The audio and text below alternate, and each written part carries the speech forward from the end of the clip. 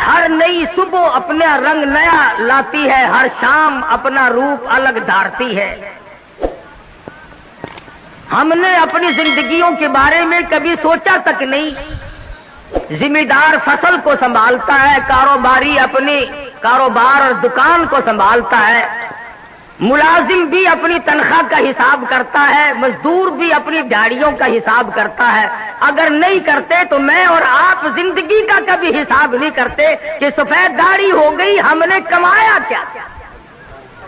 بے شک، سبحان اللہ، ماشاء اللہ۔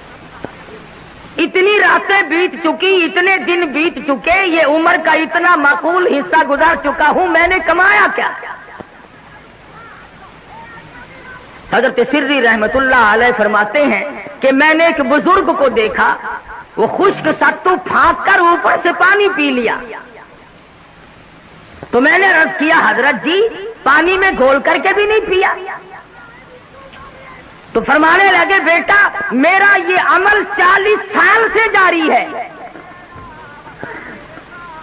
40 سال گزر گئے، خشک ستو پھانک کر پانی پی لیتا ہوں۔ تو پوچھا حضرت کیوں؟ فرمایا میں نے روٹی کھانے میں، چبا کر کھانے میں اور ستو پھانکنے میں حساب کیا، جتنی دیر میں آدمی روٹی چبا کر کھاتا ہے، مزے لے لے کر کے کھاتا ہے، اتنی دیر میں آدمی 170 مرتبہ سبحان اللہ سبحان اللہ سبحان اللہ کہہ سکتا ہے، اور پیٹ بھرنے کے لیے اتنا بڑا خسارہ کون اٹھائے؟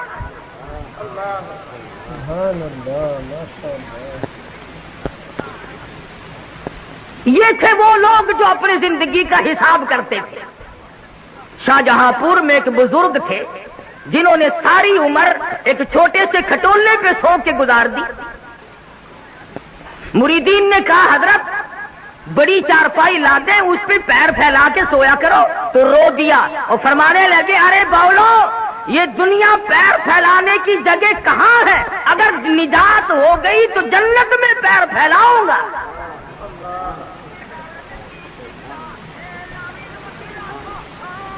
شاہ عبد القدوس گنگوہی سب کہہ دو رحمت اللہ علیہ،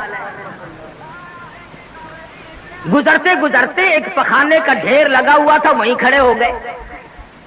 مریدین نے ناک پہ کپڑا رکھا ہوا اور سوچنے لگے آج حضرت کو کیا ہوا، کہاں کھڑے ہو گئے؟ فرمانے لگے یہ ڈھیر تمہیں ایک سبق دے رہا ہے۔ یہ تو نئی بات سنی، گندگی سبق دینے لگ گئی، کیا سبق؟ فرمانے لگے یہ سبق دے رہا ہے کہ کل میں مٹھائی کی صورت میں رکھا تھا، جو دیکھتا تھا منہ میں پانی آ جاتا تھا، پھل فروٹ کی صورت میں تھا، غلے اور اناج کی شکل میں تھا، ہزاروں قسم کی شکل میں تھا۔ اے انسان ایک رات تیری صحبت میں گزاری، میرا یہ حال ہو گیا۔ اللہ اکبر۔ یہ تھے وہ لوگ جو اپنی زندگیوں کا حساب کیا کرتے تھے، اور ہم نے آج تک شکر ادا نہیں کیا کہ اللہ تعالیٰ کا ہم پر کتنا بڑا کرم ہوا کہ اس نے ہمیں انسان بنایا۔ کیونکہ دوستو اللہ میاں اس پہ قادر تھا کہ نہیں ہمیں گدھے بنا دیتا ہے؟ یہ ساری ریڑیاں ہم کو گھسیٹنی پڑتی اور ڈنڈے کھاتے وہ الگ۔ کتا بنا دیتا تو ہم اس کا کیا بگاڑ لیتے، خنزیر بنا دیتا تو ہم اس کا کیا بگاڑ لیتے۔ اس نے انسان بنایا، اور پھر اس سے بڑا کرم یہ کیا کہ ہم کو مسلمان بنایا۔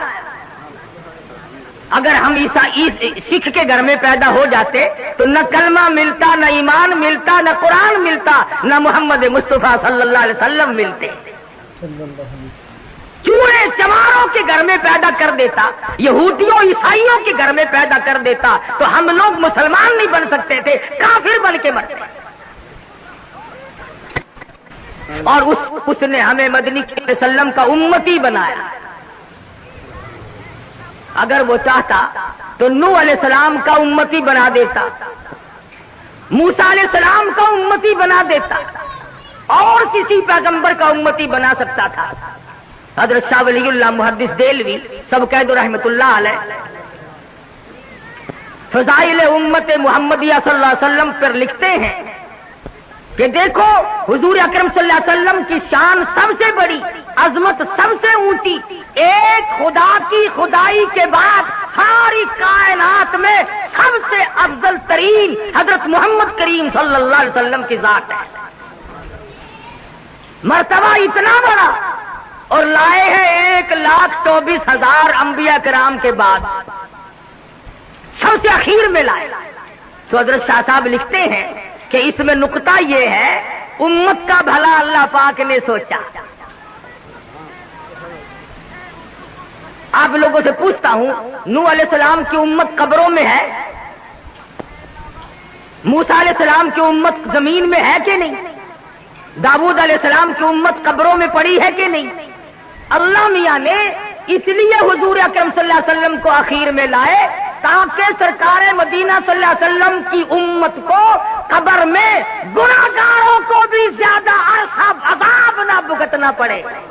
نعرہ تکبیر، شان رسالت۔ لاکھوں برس گزر گئے نوح علیہ السلام کی امت کو عذاب بھگتتے، فرمایا اخیر میں لاؤ تاکہ گناہگار کا بھی بھلا ہو۔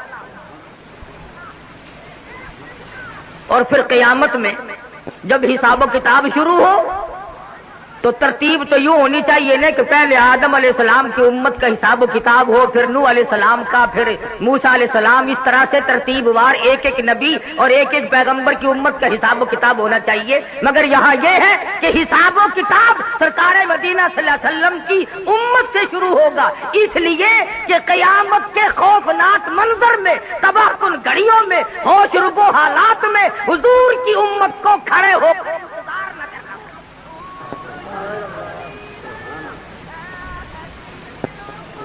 تمہیں کیا معلوم ہے کہ انتظار کی گھڑیاں کتنی مہنگی ہوتی ہیں۔ یہ بات اصل میں عشق کی ہے، جس کو انتظار کرنا پڑے اسے پتا چلتا ہے کہ ایک ایک گھڑی 100 برس کی بن جاتی ہے۔ ڈیپو پہ لوگ راشن لینے جاتے ہیں، لائن میں کھڑے ہوتے ہیں، ایک آدمی اگر آگے سے لے جائے نا پوری لائن گالیاں دیتی ہو، پھڑو اس نے کہہ رہا ہے پھڑو۔ حالانکہ ایک آدمی اگر لے گیا تو کیا ہوا؟ اسٹیشن پہ ٹکٹوں کی لائن لگتی ہے، اگر ایک آدمی آگے سے گھس جائے سارے شور مچاتے ہیں، تاکہ اتنی دیر انتظار نہ کرنا پڑے کہ ایک آدمی ٹکٹ لے یا راشن لے۔ تو قیامت کا حساب و کتاب اللہ پاک نے امت کے بھلائی کے لیے سب سے پہلے شروع فرمایا تاکہ حضور کی امت کو کھڑے ہو کر انتظار نہ کرنا۔ بے شک بے شک۔ اب بھی اگر ہماری سمجھ میں بات نہ آئے تو پھر کسی کا کیا قصور ہے؟ مولانا مناظر حسن گیلانی مرحوم کی بات ہے، فرمایا محبت بھی ہوا کرتی ہے، دل بھی دل سے ملتا ہے، محبت بھی ہوا کرتی ہے، دل بھی دل سے ملتا ہے، یہ سب ہوتا ہے لیکن آدمی مشکل سے ملتا ہے، ملاتے ہو اسی کو خاک میں جو دل سے ملتا ہے، اور میری جان چاہنے والا بڑی مشکل سے ملتا ہے۔ آدمی یوں ہی پیدا نہیں ہوا کرتے۔ یہ جو دینی مدارس ہیں انہی کی برکت ہے ساری کہ آج ملک میں قوم میں علوم دین اور دین کی رمک چمک باقی ہے، ورنہ قوم نے کوئی قطر نہ رکھی قرآن کریم سے عداوت میں، بغاوت میں، نفرت میں۔ جو بھی اچھا ہوشیار لڑکا ہوگا، تنو مند صحت مند ہوگا، وہ کالج پڑھے گا، اندھا لنگڑا للہ جو ہوگا وہ مدرسے میں آئے گا، جس کی لات ماری جائے اس کا باپ مدرسے میں لے کے آتا ہے، مولوی صاحب، قاری صاحب، اس کی والدہ کو بڑا شوق ہے قرآن پڑھانے کا، بس 4 بچے ہیں، ہمارا ارادہ یہ ہے کہ اس کو تو قرآن کا حافظ ہی بنانا ہے۔ ارے بنانا تیری ماں کا بس ہے، اس کو تو وہ انگریز لیتا ہی نہیں۔ اندھے کانے لنگڑے للے قرآن کے لیے اور ساری آل اولاد انگریز کے لیے۔ اور پھر دکانوں میں، بیٹھکوں میں، ہوٹلوں میں، کھیتوں پہ، گاڑیوں میں، موٹروں میں ایک بیٹھ کر کے عموماً بکواس کی عادت ہو گئی، اور مولویوں نے بیڑا غرق کر دیا۔ یہ ہوائی جہاز اغوا کر کے جو لے گئے تھے، یہ مولانا تھے؟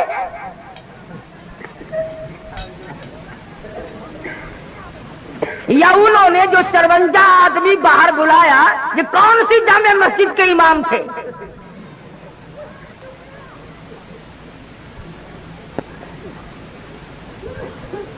ذمہ داری سے کہتا ہوں، دیوبندی، بریلوی، اہل حدیث، تینوں مکتب فکر کے علماء کی طرف سے ذمہ داری سے کہتا ہوں، 14 اگست سن 47 سے لے کر، سمجھنا، 14 اگست سن 47 سے لے کر آج 16 اپریل سن 81 تک کا ذمہ وار ہوں کہ آج تک کسی مکتب فکر کے عالم نے ملک کے خلاف غداری نہیں کی۔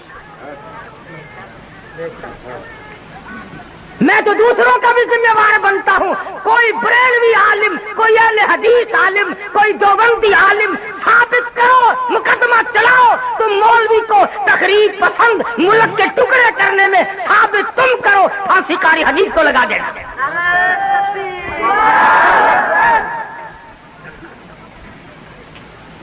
شرم کی بات ہے، قرآن کے لیے قاری حنیف جولی پھیلا کر بھیک مانگتا ہے، کالج کے لیے اربوں روپیہ گورنمنٹ دیتی ہے، اور کالج کی پیداوار وہ ہے جو ملک کو تباہ کر رہی ہے۔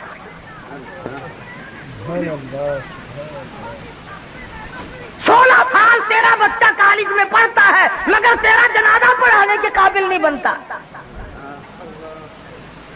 تو ساڈے متھے لگے ہویا، پیدا ہویا تو بانگ آسی دیتی، تیری ماں دا نکاح آسی پایا، تیرا پیو مرے گا جنازہ آسی پڑھا، ساڈے کولوں نس کے جاوے گا کتے؟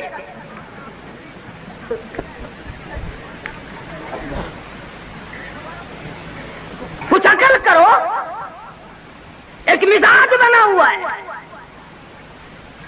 اور اگر رزلٹ دیکھو نا، مڈل کا، میٹرک کا، کالج کا، ایف اے کا، بی اے کا، ہمارے عربی مدرسوں کے مقابلے میں رزلٹ لا کے دکھاؤ۔ تم نے 100 نمبر کے پرچے رکھے ہوئے ہیں، 40 بھی لے لے تو پاس ہے، 8 نمبر کم لے لے، ہمارے یہاں کل 50 نمبر ہیں، اور یہ علماء 40 کر کے فیل کر دیتے ہیں۔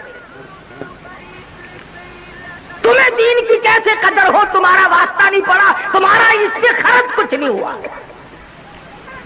سلطان عالمگیر سب کہہ دو رحمت اللہ علیہ، بادشاہ وقت ہے، حکمراں ہے دلی کا، در خیبر سے لے کر چاٹاگاؤں کی پہاڑیوں تک سلطان عالمگیر کی بادشاہت ہے، مگر دیندار اتنا ہے، توجہ کرنا، بادشاہ عالمگیر کو مدنی کریم صلی اللہ علیہ وسلم کی 5000 حدیثیں زبانی یاد تھی۔ بادشاہ کو 5000 حدیث شریف زبانی یاد تھی، اور آج کل کی ہائی تعلیم کے بارے میں تمہیں بتاؤں، کتنے سالوں کی بات ہے، عام خاص باغ میں جلسہ ملتان میں ایک وزیر آیا، تقریر کرنے سے پہلے کہنے لگا، پڑھو درود شریف لا الہ الا اللہ محمد الرسول اللہ۔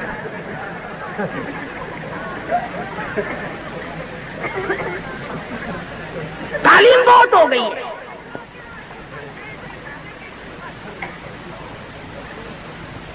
عالمگیر بادشاہ نے 40 علماء بٹھا رکھے تھے جو فتویٰ لکھتے تھے، رات کو فتوے سنا کرتا تھا اور اشکال پیدا کرتا تھا۔ ملا جیون رحمت اللہ علیہ عالمگیر کا استاد ہے، انتقال کر گیا، میں نے اور آپ نے بھی مر جانا ہے۔ فوت ہونے سے پہلے وصیت نامہ لکھ دیا، فرماتے ہیں میری نماز جنازہ وہ آدمی پڑھائے جس کی تمام عمر میں جب سے ہوش و حواس سنبھالا ہے اس کی ایک دن بھی سفر میں، حضر میں، دکھ میں، درد میں، بیماری میں کبھی بھی کسی حال میں بھی تہجد کی نماز قضا نہ ہوئی ہو۔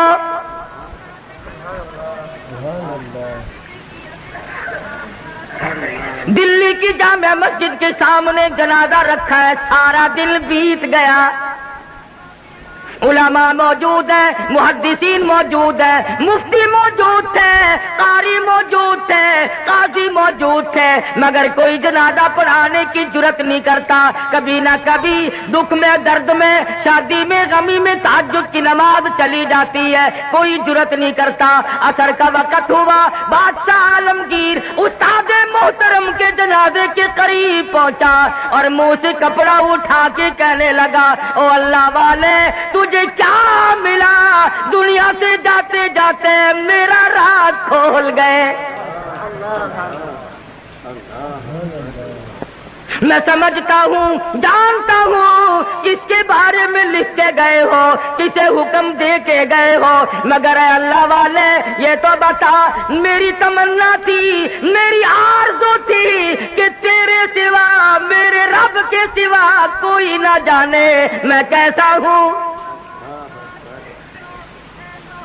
والذین یبیتون لربہم سجدا وقیاما, وہ لوگ کتنے کامیاب ہیں جن کی راتیں سجدوں اور قیام میں بیت جاتی ہیں. امن ہوا قانت آناء اللیل,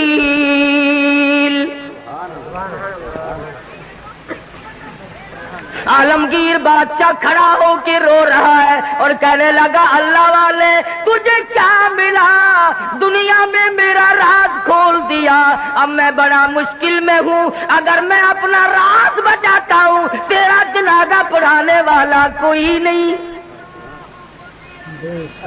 تیرا جنازہ پڑھاتا ہوں تو میرا راز نہیں بچتا.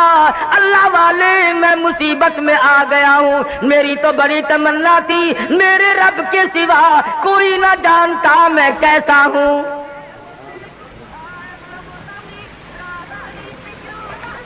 اب میں اور کیا کر سکتا ہوں, میرا اللہ مالک ہے. کھڑے ہو کر کے فرمانے لگے, او لوگوں صفے درست کرو, میں فقیر جنازہ پڑھاؤں گا. کبھی بادشاہ ایسے ہوا کرتے تھے. آج لوگوں چودھریوں کی اولاد قرآن نہیں پڑھتی, آڑتیوں کی اولاد قرآن نہیں پڑھتی, شیخوں کی اولاد قرآن نہیں پڑھتی, ملکوں کی اولاد قرآن نہیں پڑھتی, خانوں کی اولاد قرآن نہیں پڑھتی, تھانے دار کی اولاد قرآن نہیں پڑھتی, اے سی کی اولاد قرآن نہیں پڑھتی, تحصیلدار کی اولاد قرآن نہیں پڑھتی. اس لیے کہ اس کو کوئی مقدس کتاب نہیں مانتا.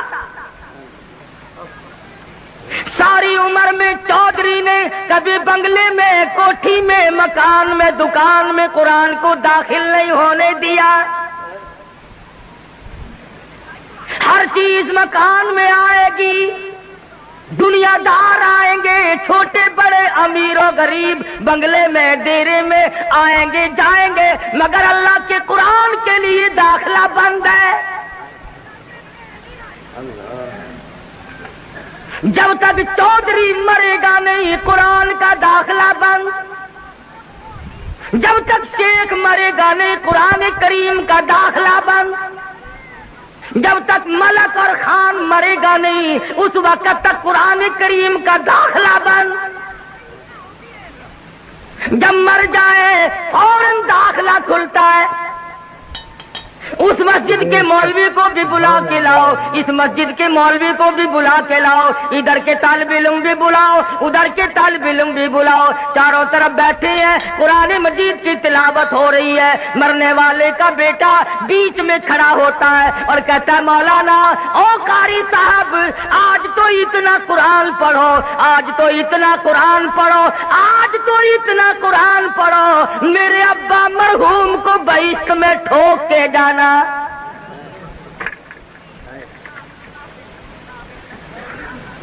داخلہ تو ملنا نہیں, ٹھوکنا ہی پڑے گا.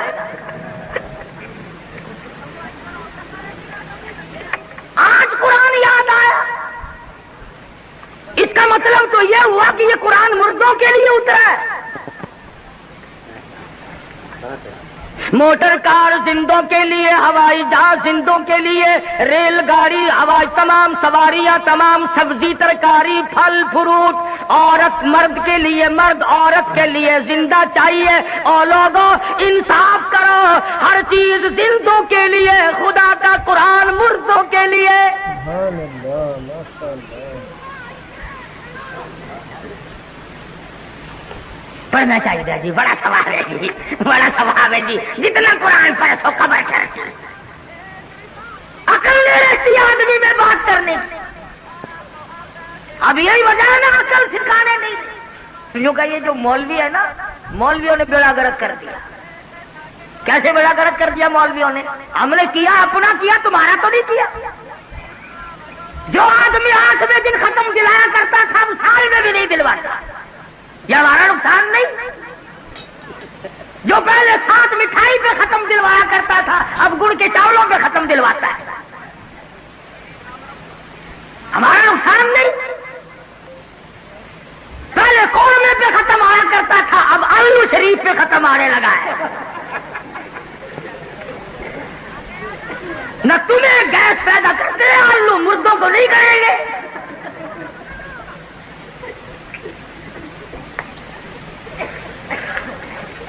یہ ساری کی ساری باتیں بے عقل پن میں آدمی کرتا ہے، جب عقل سلیم نہیں رہتی اس وقت یہ بات کرتا ہے۔ امام الانبیاء محبوب کبریا حضرت محمد مصطفیٰ صلی اللہ تعالی علیہ وسلم کے نوجوان صحابہ، مرد تھے یا عورتیں تھیں، بوڑھے تھے یا جوان تھے، امیر تھے غریب تھے، تمام کے تمام نے کمال کر دیا۔ اور خود خدا کہتا ہے اولئک کتب فی قلوبہم الایمان، یہ وہ لوگ ہیں جن کے دلوں پہ میں نے ایمان لکھ دیا۔ اور فرمایا والانصار الذین اتبعوہم بإحسان رضی اللہ عنہم ورضوا عنہ، یہ مہاجرین، یہ انصار، یہ ابو بکر، یہ فاروق، یہ عثمان ذی النورین، یہ علی مرتضیٰ، یہ تمام کے تمام صحابہ کرام، اللہ فرماتے ہیں ان کی بات نہ کرو، اپنی کرو، میرا فیصلہ سن لو، رضی اللہ عنہم ورضوا عنہ، میں ان سے راضی، یہ مجھ سے راضی، تم بیچ میں بھونکنے والے کون ہو؟ تم کون ہو؟ تمہیں کیا مطلب ہے؟ ان کا دیکھو نا جی، فاروق اعظم نے، صدیق اکبر نے خلافت پہ قبضہ کر لیا، پھر تو اور تیرے باپ دادا اس وقت کیوں نہیں بولے؟ اس وقت کیوں نہیں بولے؟ اگر دم تھا، اگر ہم تھا، جرأت تھی، اس وقت کیوں نہیں بولے؟ 1400 سال کے بعد مسائل یاد آئے ہیں، نماز سے جان چھڑانے کے لیے، روزے سے جان چھڑانے کے لیے، باقی دین کے احکام سے جان چھڑانے کے لیے صحابہ کرام پہ اعتراضات۔ اور کوئی ہو، میں تمام کے تمام کو کہتا ہوں، یا وہ لوگ ہو جو صحابہ کرام کو معیار حق نہیں مانتے، یا وہ لوگ ہو جو صحابہ کرام کو بدجانت کہتے ہیں، یا وہ لوگ ہو جو صحابہ کرام کو بکواس کرتے ہیں، ہم تمام کے تمام کو ذلیل و خوار سمجھتے ہیں۔ تم ان کا کیا بگاڑو گے جن کا سردار کالی کملی والا ہو؟ تم ان کا کیا بگاڑو گے جن کا والی محمد مصطفیٰ ہو؟ تم ان کا کیا بگاڑو گے جن کا داماد کالی کملی والا ہو؟ تم ان کا کیا بگاڑو گے جن کا سسر محمد مصطفیٰ ہو؟ تم دنیا میں نہیں ڈھونڈتے پھرتے؟ جو جج آتا ہے اس کا گاڑا پٹھارا نکالتے ہو، پتہ لگاؤ یہ ہے کتوں دا، کہڑے علاقے دے رہن والا، پھر کوئی مامے نو کٹیٹ کے لیا ہے، کوئی پھوپھی نو پھڑ کے لیا ہے، تم تعلقات تلاش کرتے ہو۔ ابو جہل نے تلواریں سب کو ننگی دے دی اور کہا کندھے سے کندھا ملا کر کھڑے رہنا، نکل نہ جائے نبی۔ سارے کے سارے ایک دوسرے سے کندھا ملا کر کھڑے ہو گئے، اور ادھر حکم ملا میرے محبوب اسی وقت ہجرت کرو، چلو مکہ چھوڑ کر۔ عرض کیا الہ العالمین مجھے کل حکم دے دیا ہوتا، پرسوں مجھے حکم مل جاتا، میں چپکا سا نکل جاتا، آج تو یہ چاروں طرف کھڑے ہیں، میں کیسے نکلوں گا؟ آواز آئی کالی کملی والے، اگر میں کل لے جاتا، پرسوں لے جاتا، چوتھ لے جاتا، یہ بغلے بجاتے اور یہ کہتے ہمیں پتہ نہ چلا، ورنہ یوں کر دیتے میرے محبوب مزہ تو آ جائے گا، تلواریں ننگی ہو، یہ کندھے سے کندھا ملا کر کھڑے ہو، اور میں اپنے محبوب کو اگر بچا کر نہ لے جا سکوں تو میری خدائی کیا ہو؟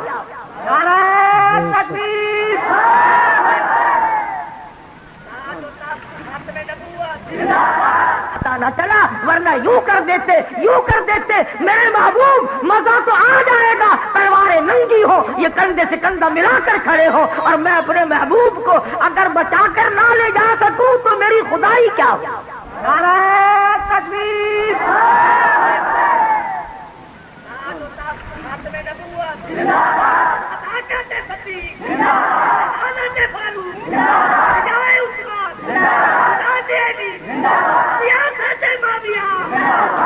آج ہی تو لے جانے کر جانے کا مزہ آئے گا۔ الہی نکلو کیسے؟ فرمایا مٹھی بھر کر مٹی کی ان کی طرف پھینک دو۔ الہی میں کس کس کی طرف پھینکوں؟ فرمایا ایک طرف پھینک دو، ہوا میری غلام ہے، چاروں طرف کھڑے ہونے والے نوجوانوں کی آنکھوں میں مجھے اپنی کبریائی کی قسم سرما میں ڈال دوں گا۔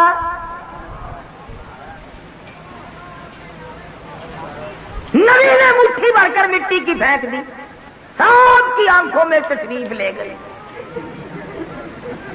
ایک دوسرے کو برابر میں کہنے لگے کیوں ہے بدماش، میری آنکھ مٹی پھینک دی؟ انہوں نے کہا پہلے پھینک کر پھر بھونکنا بھی شروع کر دیا، تلواریں تو دی پھینک، اور لگ گئے ایک دوسرے کی مالش کرنے۔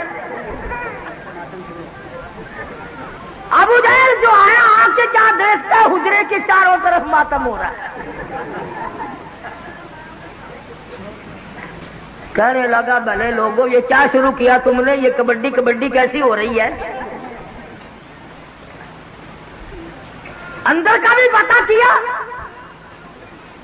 ادھر کالی کملی والے صلی اللہ علیہ وسلم نے اللہ میاں کی حضور میں عرض کر دیا میں چلتا تو ہوں، جاتا تو ہوں، ہجرت ضرور کروں گا، تیرے اذن اور امر کے بغیر تو میں جی نہیں سکتا، پر اے پروردگار میں نبی ہوں، امام الانبیاء ہوں، مکے والوں کی امانتیں میرے پاس ہے، سونے چاندی کی زیورات میرے پاس ہے، ابو جہل کی لڑکی کی بالیاں چھلے میرے پاس ہے، اس وقت امانت واپس کیسے کروں؟ اور اگر امانت رہ گئی نبوت کے دامن پہ داغ آ جائے گا۔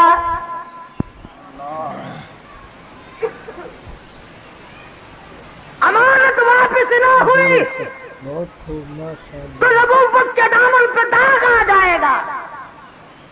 اور ایک ہم ہیں سچے عاشق، امانت رکھ کر واپس لے کے تو دکھاؤ۔ ہم دیوانے ہیں، ہم پروانے ہیں، کوئی امانت رکھ کر لے کے تو دکھائے۔ ادھار وصول نہیں ہوتا تو امانت کون واپس کرے؟ صحابہ کرام وہ نوجوان سے یہود و نصارا عیسائی لوگ 2-2 سال کے لیے سفر میں جاتے تھے، اپنی جوان خوبصورت بچیوں کو صحابہ کرام کے گھروں میں چھوڑ جاتے تھے۔ ہمیشہ ایسا ہوتا رہا، کبھی کسی عیسائی نے، کبھی کسی کافر نے کالی کملی والے کے غلام کے ذمے تہمت نہ لگائی۔ انہوں نے غیر کی آبرو کی حفاظت کی، غیر کی عزت کی حفاظت کی۔ آج ہم سے اپنی حفاظت نہیں ہوتی۔ اب تو لوگ یوں لگ گئے کہنے کہ گھر میں عورت بٹھانے سے کیڑے لگ جاتے ہیں، عورت کو کیڑے کھا جاتے ہیں۔ اچھا سارے بھی کیڑے کھا گئے کہ تیری باقی ہے؟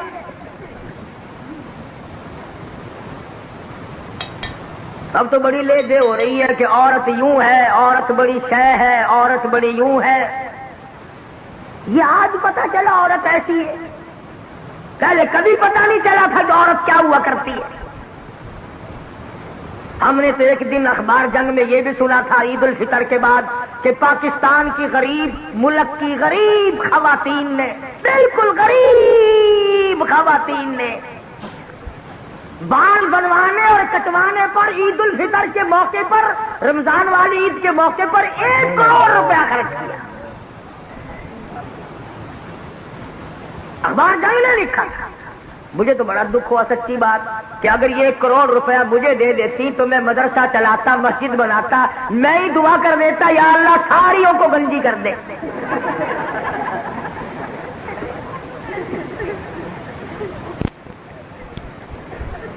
پر میری دعا کی یہ قائل نہیں، اور اخبار میں لکھا تھا کہ اتنا رش پڑا کہ راتوں کو لائن لگی رہی، اور لائن میں جہاں لڑکیاں تھیں، نو عمر چھوکریاں تھیں، اخبار میں یہ بھی لکھا تھا کہ نانی اماں اور دادی اماں بھی لگی ہوئی تھی، یعنی لائن میں جہاں لڑکیاں بڑکیاں تھیں وہاں پرانے پپے بھی لگے ہوئے تھے۔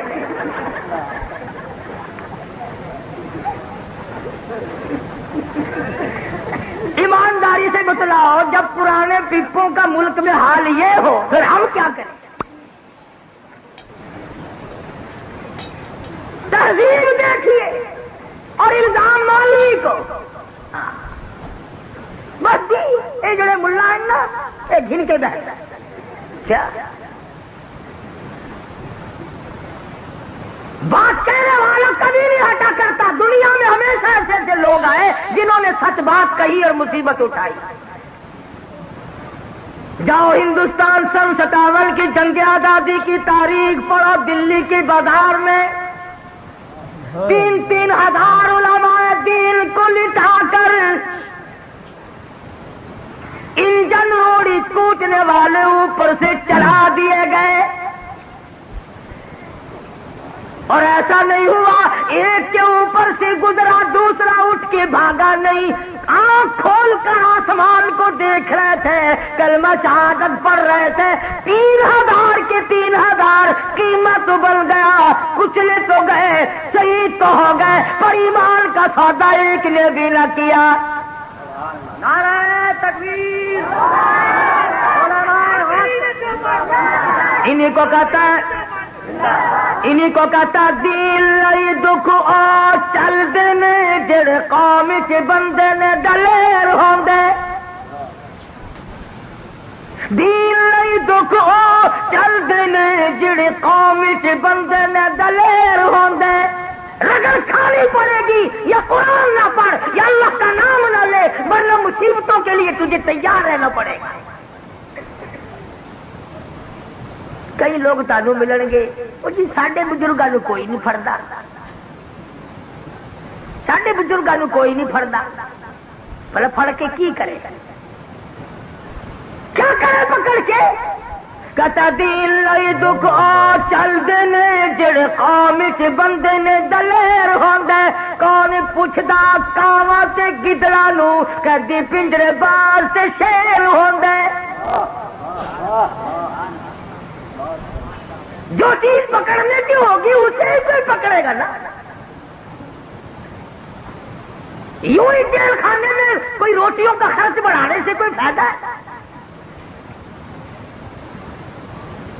یہ وہ اللہ والے تھے جنہوں نے شاملی کے میدان میں قربانی دی، یہ وہ اللہ والے ہیں۔ مولانا جعفر سلیسری رحمت اللہ علیہ خود لکھتے ہیں کہ میری بیوی کو گلے سے پکڑ کر انگریزوں نے باہر پھینک دیا، میری آنکھوں کے سامنے میرے بچوں کو اٹھا اٹھا کر کے پھینکا، اس کے بعد بھی سیر لوہا میرے پیروں میں بیڑی بنا کر ڈال دیا، جب میں چلتا تھا 4 انگریز مجھے چابک مارتے تھے۔ یوں ہی نہیں ہے، حضرت لاہوری رحمت اللہ علیہ کا ختم نبوت کی تحریک میں برف کی سلی پہ لٹایا ہوا ہے، اور لاہوری اپنے بڑھے پہ ترس کھا، اپنی ضعیفی پہ ترس کھا، اپنی ناتوانی پہ ترس کھا، بعد آ جا یہ مطالبہ ترک کر دے۔ لاہوری برف کی سلی پہ کہتا دین لئی دکھ آ چل دینے جڑے قوم کے بندے نے دلیر ہوندے، کون پوچھتا کہاں تے کتنا نو کہتی پنجری باز سے شیر ہوں گے.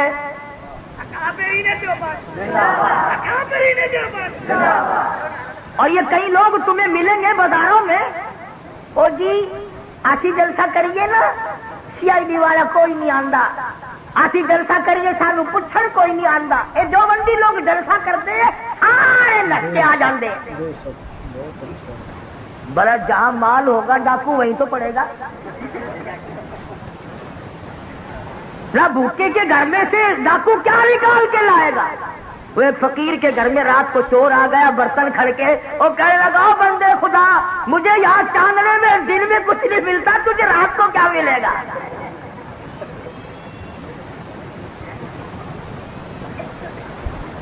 یہ وہ لوگ تھے جنہوں نے ہر موڑ پہ قربانی دی. مولانا جعفر سنیسری رحمت اللہ علیہ فرماتے ہیں امبالے کی جیل میں رکھا گیا، لاہور لا کر کے ہم 3 آدمیوں کو پھانسی کا حکم سنایا گیا. جو انگریز افسر پھانسی کا حکم سنا رہا تھا تینوں کے تینوں عالم مولانا جعفر سنیسری، مولانا یحییٰ پٹنہ والے، مولانا حمید اللہ سورت والے ایک دوسرے کے بغل گیر ہونے لگے. مبارک ہو مبارک ہو مبارک ہو، اچھل رہے ہیں، ہنس رہے ہیں، خوشیاں منا رہے ہیں. وہ انگریز کہنے لگا یہ تو ایسا پیغام ہے جس کے سننے ہی سے ہی آدمی کا دم نکل جاتا ہے، تم تو اچھل رہے ہو، بڑے خوش ہو رہے ہو. تو کہنے لگے کہاں ہم اور کہاں شہادت، کہاں ہم. اور اسی کو کہتا لیے پھرتی ہے بلبل چوچ میں گل،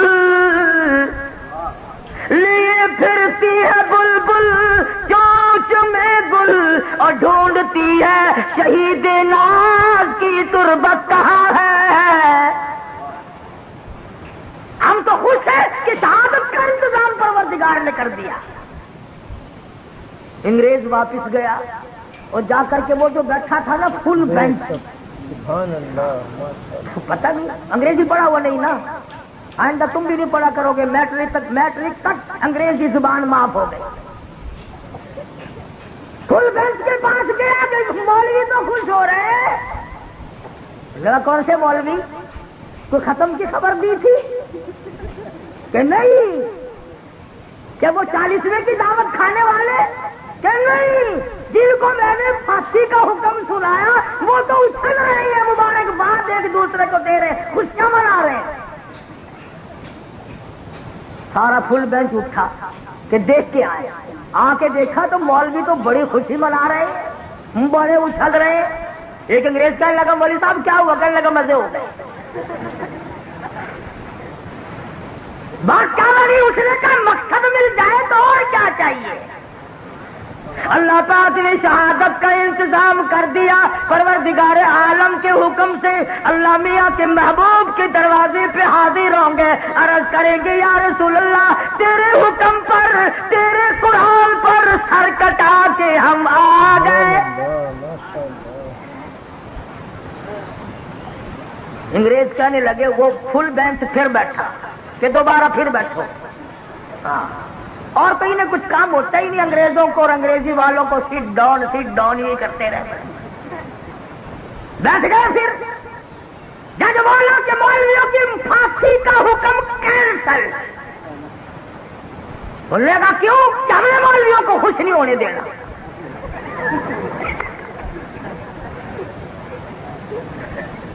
مولوی خوش نہ ہو. اور پھر پروانہ آیا. اس نے کہا مولویوں کہ جی تمہاری پھانسی کا حکم کینسل ہو گیا. مولانا جعفر سنیسری فرماتے ہیں ہم تمام کے تمام بیٹھ کے رونے لگے اور پڑھنے لگے ولا تقولوا لمن يقتل في سبيل الله. ہم تو منتظر تھے اس کی راہ میں موت آئے گی، اس کے نام پہ موت آئے گی، اس کے کام میں موت آ جائے گی. اور اللہ پاک فرمائیں گے بل احیاء ولکن لا تشعرون. مولانا فرماتے ہیں کہ ہمیں پھانسی کا حکم تو کینسل کر دیا گیا ہم نے جب سنا تھا تو ہم نے رات سے ہی گھاس کے تن کے چبا کر روزے کا ارادہ کر لیا. اللہ کے دربار میں جائیں گے تو روزہ دار ہو کے جانا چاہیے. پر تم روزے رکھو گے دودھ جلیبی کھا کر, تم روزے رکھو گے ڈبل روٹیاں کھا کر, کوفتے کھا کر, اور ان اللہ کے بندوں نے روزہ رکھا گھاس کے تن کے چبا کر. ہاں تم تو پھر بھی کہیں نہیں رکھتے. جس کو دیکھو نا چودھری صاحب آج روزہ نہیں رکھا, عجیب ہے وہ طبیعت خراب ہے.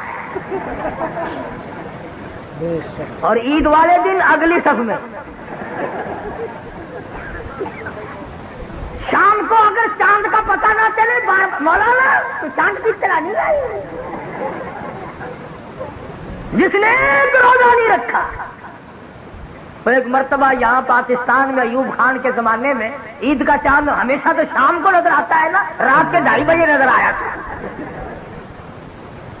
ہم مولوی سارے اکڑ گئے, مطلب کہ عید نہیں, ہم نہیں پڑھاتے. ملتان کے مولویوں کا اتفاق تھا اس زمانے میں, سارے اکڑ گئے. تو وہ جیل سے ایک پٹھان کو لائے. سرکاری لوگوں کو تو پڑھنی تھی نا. اب وہ پٹھان نے جب عید کی نماز پڑھائی تو اس نے بجائے 6 تکبیروں کی 12 ٹھوکی.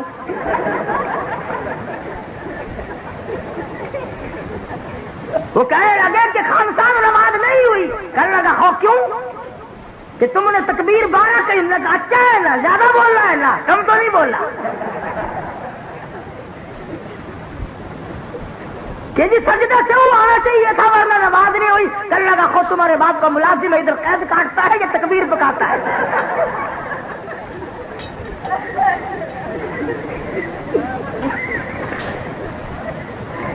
بڑی قسمتوں والے ہم لوگ ہیں. عید کا چاند کبھی شام کو اور کبھی صبح. عجیب لوگ ہیں اور عجیب ذہنیت ہے. مولانا جعفر سنیسری رحمت اللہ علیہ فرماتے ہیں پھانسی کا حکم تو کینسل ہو گیا مگر ہم تینوں کی پٹائی شروع ہو گئی. ادھر روزہ ادھر انگریزوں کی مار. یہ تھے وہ لوگ جن کو قرآن کریم کہتا ہے فالذین ہاجروا واخرجوا من دیارہم وأوذوا في سبيلي وقاتلوا وقتلوا لأكفرن عنهم سيئاتهم ولأدخلنهم جنات تجري من تحتها الأنهار.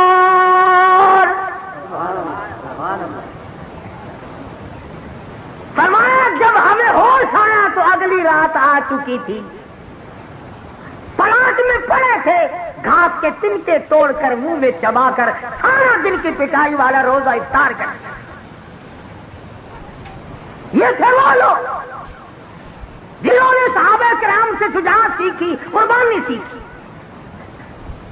تو بات یہاں سے چلی. اللہ پاک نے حکم دیا میرے محبوب چلو. عرض کیا میرے پاس امانتیں ہیں, میں کس طرح واپس کروں, اب رات کا وقت ہے. فرمایا میرے نبی یہ علی ہے, ان کے حوالے کرو. اے علی سونے کی امانت, مکے والوں کی امانت تیرے حوالے, چاندی کی امانت تیرے حوالے, ابو جہل کی لڑکیوں کے بالیاں چھلے تیرے حوالے, ان کے ستو کھجورے تیرے حوالے, مکے والوں کی ساری امانتیں تیرے حوالے. پر اے ابو بکر آ جا, میں خدا کی امانت تیرے حوالے. میری امانت تیرے حوالے. اور صبح جب ہوئی اور کافروں نے جاگ کر دیکھا تو حضور اکرم سب صلی اللہ علیہ وسلم کے بستر پر سیدنا علی مرتضی رضی اللہ تعالی عنہ سوئے ہوئے تھے. فرمایا میرے علی تو میرے نبی کا بستر بن جا, بستر میرے نبی کا. فرمایا اے علی وجود تیرا, بستر میرے نبی کا, آرام کر. یہ فضیلت والی بات ہے نا. کیا شان ہے حضرت علی کی کہ وجود ہو علی کا اور بستر ہو نبی پاک کا. فرمایا سو جا 3 گھنٹے 4 گھنٹے رات باقی ہے. اے علی وجود ہو تیرا، بستر ہو میرے محبوب کا اور 3-4 گھنٹے ہو رات کو سو جا. اور ادھر آواز آئی اے صدیق میرا نبی ہو اور تو بستر بن جا 3 دن کے لیے. میرے نبی کے لیے بستر بن جا. اور ایک اور بات عرض کر دوں، تمام دنیا مانتی ہے کہ حضرت علی حضور کے بستر پر، بولو تھوڑے تھوڑے نیند آ جائے گی ورنہ تمہیں، حضرت علی کے بستر پر سو گئے. تیرے بیٹے کو اگر پولیس پکڑ کے لے جائے نیند آتی ہے؟ بھائی کو پکڑ کر کوئی ڈاکو لے جائے نیند آتی ہے؟ تمہارے رشتے داروں عزیزوں اقربا کو اگر کوئی لے جائے تمہیں نیند نہیں آتی؟ اور وہ علی کہتا ہے کہ ابو بکر کے حوالے نبوت ہو گئی اور خود سو گیا. اگر صدیق نبی کا دوست نہیں تو حضرت علی کو نیند نہیں آ سکتی. یا پھر اس بات کی تردید کرو کہ حضرت علی سوئے. اگر سونا مان لو گے تو یہ بات ماننی پڑے گی کہ حضرت علی کے عمل نے، حضرت علی کے کردار نے یہ ثابت کر دیا کہ آج وہ خطرناک رات ہے. اگر میں ہوتا نبی کے ساتھ تو خطرہ تھا، صدیق ہے لہذا دنیا کی کوئی طاقت نبی کو نقصان نہیں پہنچا سکتی. حضرت علی کے عمل نے، قول نے، کردار نے یہ ثابت کر دیا کہ ابو بکر جیسا وفادار کائنات میں کوئی نہیں، زمین پہ کوئی نہیں، آسمان کے نیچے کوئی نہیں. اس لیے حضرت علی کو نیند آئی.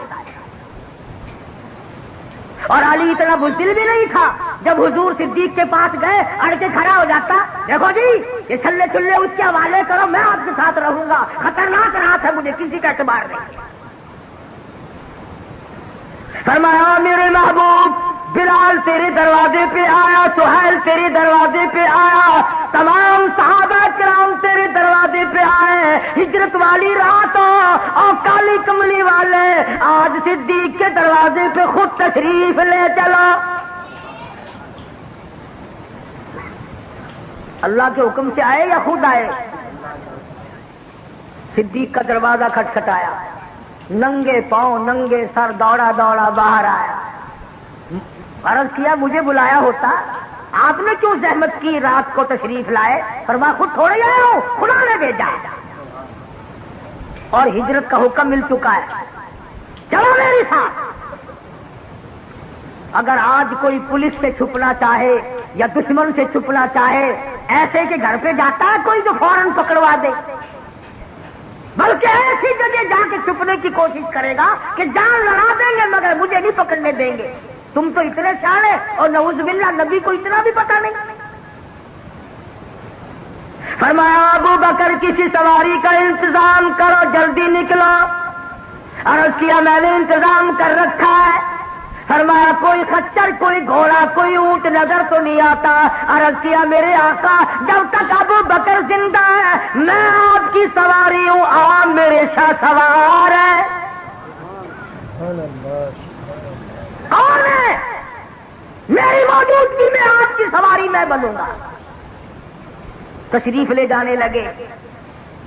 صدیق کی بیٹیاں کھڑی ہیں، رحمت والے ہاتھ سر پر پھیر رہے ہیں. پتا چلا اگر نبی خان میں نظر آ جائے تو وہ جگہ برکت والی بن جائے، اور جہاں حضور اکرم صلی اللہ علیہ وسلم ساری عمر تشریف لاتے رہے وہ گھر آج وقت آج تک برکت والا نہیں. سیدہ اسما کے سر پر ہاتھ رکھ کر فرمایا اسما بتانا نہیں ہم کہاں گئے، بتلانا نہیں ہے. نبی کو اگر یقین نہ ہوتا تو میں کہتا ہوں حضرت اسما سے فرماتے ہی نہ. نبی کو یقین ہے کہ یہ اولاد ہے ابو بکر کی، یہ کر سکتی ہے مگر بتا نہیں سکتی. کہ میرے تھوڑے ورگے تو بچے نہیں، کوئی قرض لینے والا اگر دروازے پہ آئے نا، چھوٹا بچہ باہر نکلتا ہے، پھر ابا جی کو جا کے بتاتا ہے کہ فلاں آدمی بلا رہا ہے، باہر آ کے کہتا ہے ابا جی کہنے تھے کہ کوئی نہیں، کون بھی مرایا تھے مارنا نہ آیا.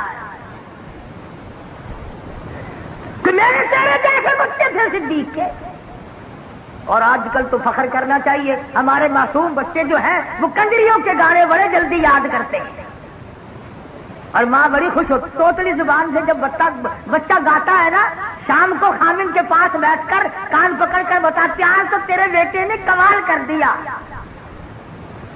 گانا گانا کنجری کا، سبحان اللہ بدماش بدکار عورتوں کے گانے سنتے ہوئے مر رہے ہو، زندگی گزارنے پر بھی لعنت ہے اور اس مرنے پہ بھی لعنت ہے، بجائے درود شریف کے، استغفار کے، کلمے کے، قرآن کی تلاوت کے، آج کنجریوں کی گانے سنتے ہوئے، ڈھول ڈپڑے سنتے ہوئے مسلمان بن گئے،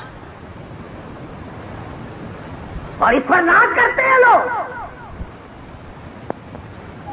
صبح ایک دوسرے سے ملتے ہیں نا، رات ٹی وی کی بڑی عبرت آموز سٹوری تھی، عبرت آموز ٹی وی پہ اور کہیں نہیں، قرآن میں کبھی عبرت نہ ملی، نبی کے فرمان میں کبھی عبرت نہ ملی، صحابہ کرام کے اقوال میں کبھی عبرت نہ ملی، اللہ کے زمین و آسمان، چاند سورج ستارے، درخت حجر شجر، پھول پتی، سبزیاں ترکاریاں بہار دیکھ کر کبھی عبرت نہ ملی، ٹی وی دیکھ کر عبرت ملے گی، کیا کہنا، اعلان نہ کیا کر ورنہ امریکہ کے سائنسدان پکڑ کے لے جائیں گے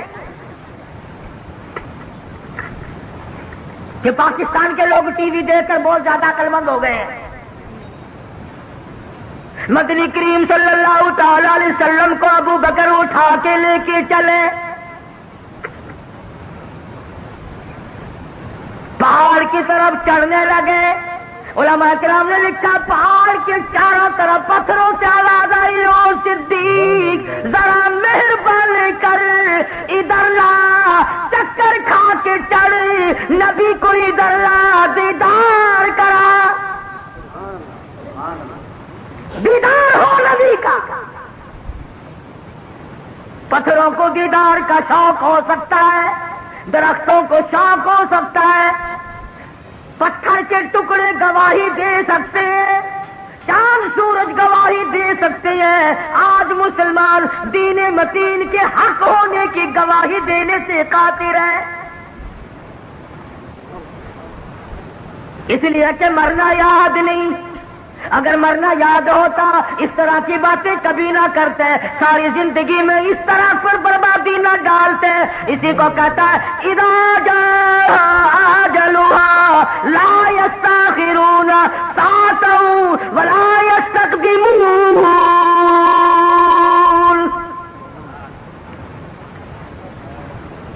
ساری اللہ والوں کے جوتوں میں یہ چیزیں ملیں گی۔ حضرت لاہوری ہے سب قید رحمت اللہ علیہ، تقسیم سے پہلے انگریز نے حکم دیا کہ احمد علی لاہوری کے گھر کی تلاشی لو، ایس پی سکھ ہے، تلاشی لینے کے لیے حضرت کے گھر پہ آیا، ادھر دیکھا ادھر دیکھا، یہاں دیکھا وہاں دیکھا، حیران ہو کر کے کہنے لگا مولانا دستاویز تو کیا ملنی تھی، نمک نہیں، مرچ نہیں، گھر میں آٹا نہیں، چاول نہیں، دال نہیں، اور یہ چیزیں رکھنے کے برتن بھی نہیں، کھاتے کہاں سے ہو، کدھر سے کھاتے ہو؟ مولانا نے فرمایا کہ تیرا کام پورا ہو گیا، جا تو اپنے گھر جا، اپنا کام کر، تجھے اس بات سے کیا غرض ہے؟ کہنے لگا نہیں مولانا پوچھ کے جاؤں گا کہ کھاتے کہاں سے۔ بے شک بے شک۔ حضرت نے فرمایا اللہ کھلاتا ہے ہم کھاتے ہیں، وہی پلاتا ہے ہم پیتے ہیں، ہم اس کی مخلوق ہیں، وہ ہمارا خالق ہے۔ بڑی دیر تک سوچتا رہا، اس کے بعد 50 روپے نکال کر حضرت لاہوری کو دینے لگا، کافر تھا، سکھ تھا، میرے تیرے ورگا ہوں نا فوراً پکڑتا جزاک اللہ، جزا پڑھاؤ جی جزاک اللہ۔ وہ لاہوری تھا، کہنے لگا بات سنو، تم تو کافر ہو، میں نے جب سے ہوش سنبھالا آج تک بھی نماز کے ہاتھ کا ٹکڑا نہ کھایا۔ یہ سورت یاسین تو نہیں پڑھتے، نہ سیکھتے ہیں، نہ سکھاتے ہیں، نہ عورتیں سیکھتی ہیں، نہ مرد سیکھتے ہیں، نہ بوڑھی عورتیں سیکھتی ہیں، نہ بوڑھے مرد سیکھتے ہیں، اور قبر کے کنارے لگے ہوئے ہو۔ اور سنو نبی پاک صلی اللہ علیہ وسلم کا ارشاد، فرمایا سورت یاسین اگر کوئی قبرستان میں پڑھ کر ایصال ثواب کر دے مردوں کے لیے تو ایک دن کی سورت یاسین سے 40,000 مردوں کی نجات ہو جاتی ہے۔ تم نے اس قرآن کو کیا سمجھا ہے؟ رحمت اس میں، برکت اس میں، سعادت اس میں، سکون اس میں، راحت اس میں، ایمان اس میں، جنت اس میں، خدا کی رضا اس میں، نبی کی غلامی اس میں، سب کچھ اللہ کے قرآن میں ہے۔ قرآن پڑھتے ہوئے تمہیں پھانسی لگتی ہے؟ مجھے ماشاء اللہ، سبحان اللہ۔ دوستو کیسا لگا آپ کو ہمارا یہ بیان؟ اگر بیان پسند آیا ہو تو اسے لائک کریں، ہمارے چینل کو سبسکرائب کریں اور دوسروں تک سے شیئر ضرور کریں۔